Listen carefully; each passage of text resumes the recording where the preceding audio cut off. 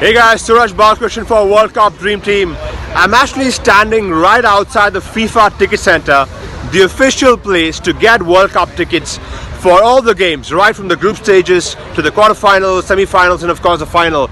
As you can see behind me, there's a massive line of people, huge amount of Colombian fans right outside the ticket center to watch this massive round of 16 game against England.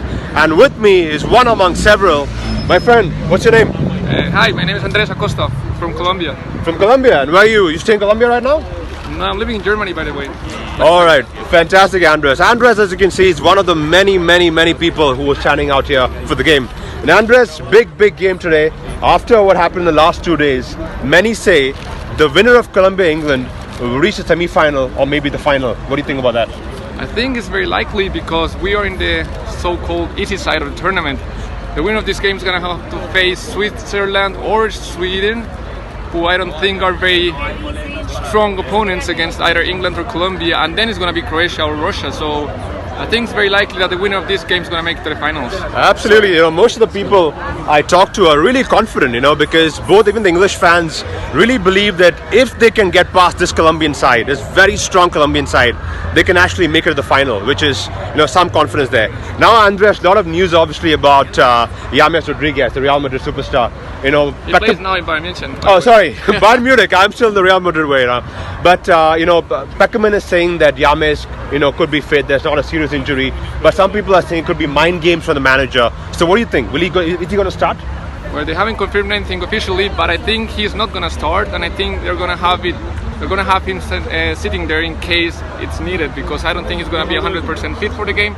But it's important for the team to have him here, psychologically speaking. Right, and your midfield has been pretty impressive. Of course, Carlos Sanchez got the red card in the first game, but after that he's come back slowly. There've been Quintero and quite a few other guys who've come back. But the biggest guy who's made the difference is a 6'5" defender called Yerry Mina. Yes. You expect one more from him today? I would love to have one more for him today. I think he's a very good. He has a very good header, and he's very motivated. So I think he's going to go for it again. And we just have to play more aerial football. I don't know if we're going to go for that against England because they're very strong in aerial football. But whenever we have the chance of a corner kick, we're going to go and try and get a header from Yerry Mina. Yeah, of course. And absolutely. And the interesting part is even England have good set pieces. So, it could be a very interesting game.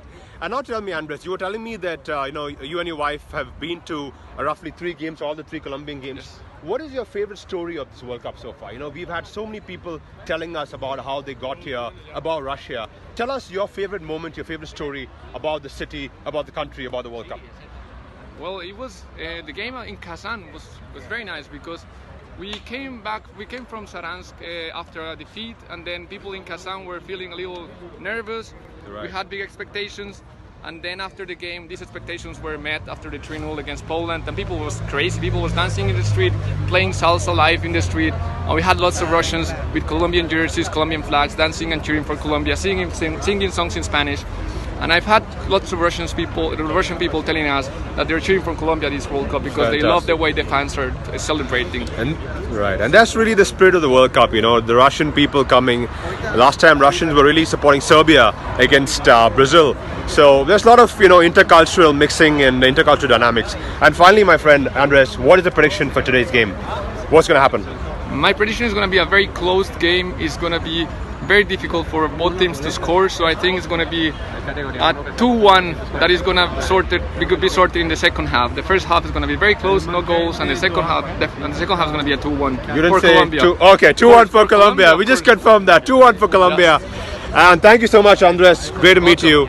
And from Andres and myself at a very crowded and busy ticket center, it's goodbye. Cheers.